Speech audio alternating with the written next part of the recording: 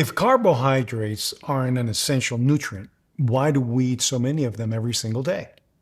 Because once you understand the real answer to that question, a lot of what we've been told about healthy eating starts to fall apart. And that's exactly why this conversation matters, especially for men over 40. Most people have never been taught what the word essential actually means when it comes to nutrition. They assume essential means important or recommended or good for you. But in human biology, essential has a very specific definition. There are nutrients your body cannot survive without, and there are nutrients your body can live without entirely. Protein is essential. Fat is essential. Carbohydrates are not. That single sentence creates a lot of resistance because carbohydrates have been positioned as the foundation of a healthy diet for most of our lives. Bread, pasta, rice, cereal, sugar, we're told they give us energy. We're told they're necessary. We're told cutting them is extreme or dangerous. So if carbohydrates truly aren't essential, why are they everywhere? The answer isn't found in physiology textbooks. It's found in history, economics, and food manufacturing. In nutrition science, an essential nutrient is one your body cannot manufacture on its own. If you don't consume it, you will eventually become deficient, and that deficiency will cause real damage. Protein supplies essential amino acids. Fat supplies essential fatty acids. Without them, cells fail to repair. Hormones stop functioning properly. Immune system weakens. Organs begin to suffer. Carbohydrates do not meet this definition. There is no such thing as an essential carbohydrate. Your body can produce all the glucose it needs through a process called glucogenesis, using protein and fat as raw materials. That process happens automatically, every day, whether you eat carbs or not. So when someone says you need carbs for energy, what they really mean is carbohydrates are a fast, convenient source of energy, not a required one. That distinction matters, especially later in life. For most of human history, carbohydrates were not eaten the way they are today. They were seasonal, inconsistent, unrefined, difficult to obtain in large quantities. Carbs came from wild fruits, roots, tubers, or the occasional discovery of honey. There were no grain silos, no bakeries, no sugar refineries. Protein and fat formed the foundation of the human diet because they were calorie dense, highly satiating, available year-round. Carbohydrates were supplemental, not dominant. The idea that humans evolved eating bread, cereal, pasta, and sugar as a dietary staple is a modern invention, not an ancestral reality. That shift happened recently, and it happened fast. There's another piece here that rarely gets talked about. Even when early humans did eat carbohydrates, they were nothing like what we eat today. Wild fruit was smaller, more fibrous, and far less sweet. Roots and tubers required effort to dig, prepare, and digest. Honey was rare, a dangerous luxury, not a daily habit. There was no such thing as constant carbohydrate exposure. You didn't wake up to carbs, snack on carbs, eat carbs at lunch, and finish the day with carbs.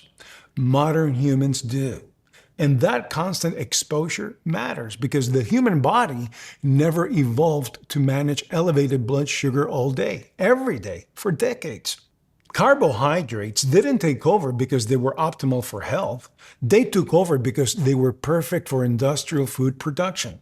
Grains and sugar are cheap to grow, easy to store, easy to transport, extremely profitable at scale. Fat spoils. Protein costs more. Carbohydrates last forever. Once industrial agriculture and food processing expanded, carbohydrates became the backbone of the global food system. And then came the marketing. Low fat, heart healthy, energy foods, whole grains. These messages weren't driven by biology, they were driven by logistics, shelf life, and profit margins. Carbohydrates didn't win because your body needed them. They won because factories did. Carbohydrates do one thing exceptionally well. They raise blood sugar. When blood sugar rises, insulin rises. And insulin's primary job is energy storage, particularly fat storage. Insulin is not the enemy, it's a necessary hormone. But when insulin remains elevated most of the day, fat burning becomes inaccessible. This is where many people get stuck. If carbohydrates dominate your diet, fat burning is suppressed. Hunger returns quickly. Energy comes in spikes and crashes. That's why people feel hungry 2 hours after eating cereal or toast. It's not a lack of discipline, it's predictable physiology. And the more often insulin stays elevated, the harder fat loss becomes, regardless of calories. Men in their 40s, 50s, and 60s feel the consequences of this more than anyone because several things change with age. Insulin sensitivity declines. Muscle mass naturally decreases. Testosterone levels drop. Recovery slows. The same carb-heavy diet that felt manageable at 30 now leads to persistent belly fat, afternoon energy crashes, brain fog, slower physical recovery. This isn't simply getting older, it's decades of carb-dominant eating colliding with a metabolism that no longer has the same margin for error. What used to be tolerated becomes damaging. But none of this means carbohydrates are poison. It means they're context-dependent.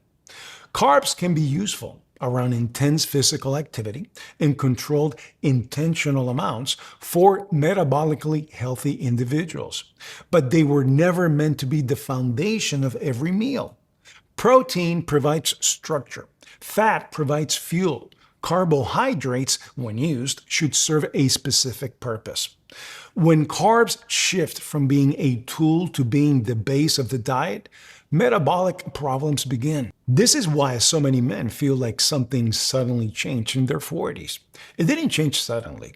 The damage accumulated quietly for years. Decades of frequent insulin spikes slowly reduce insulin sensitivity. Decades of muscle loss reduce glucose disposal. Decades of carb dependence train the body to rely on sugar first. So when metabolism finally slows, even slightly, the system collapses under its own weight. The same breakfast that once felt harmless now leads to fatigue. The same lunch now creates an afternoon crash. The same dinner now shows up as belly fat. Nothing magical happened. The bill simply came due. And most men are never told this, so they blame age, genetics, or motivation instead of understanding the metabolic math. So let's answer the original question clearly. If carbohydrates aren't essential, why do we eat so many of them? Because they are cheap, shelf-stable, profitable, and aggressively marketed, not because your body requires them. Once you understand that, nutrition stops being confusing. You stop fighting hunger, you stop blaming willpower, and you start feeding the body in a way that actually works, especially as you get older. In the next video, we'll tackle something almost everyone has experienced. Why people lose weight for 30 days, then gain it all back. Because that cycle isn't accidental. It's built into the system. Hit the like button, subscribe, and I'll see you on the next one.